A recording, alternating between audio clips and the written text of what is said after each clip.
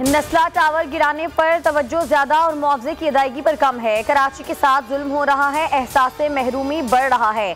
जो इदारे जमीन अलॉट करते हैं उनको कोई क्यों नहीं पूछता। NOC देने के लिए एक इदारा कायम किया जाए। Chairman association of builders and development Mohsin Shekhani की प्रेस कॉन्फ्रेंस। ताजरों और सनतकारों से सरगर्मियां बंद करने की अपील। जिन लोगों ने फ्लैट खरीदे उनका क्या कसूर है। जज्बाती फैसले नहीं करने चाहिए, सोचना चाहिए। इस मामले को इंसानी नुक्ते से देखने की जरूरत है। सईद गनी की मीडिया से गुफ्तगू।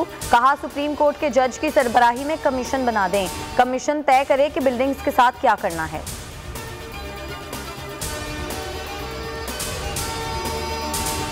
सुप्रीम कोर्ट ने नस्ला टावर केस की 26 नवंबर की समाअत का तहरीरी हुक्मनामा जारी कर दिया।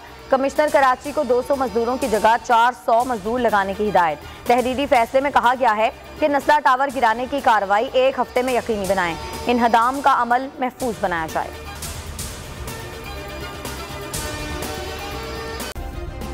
सब्सक्राइब करें और बेल दबाएं ताकि कोई खबर रह न जाए।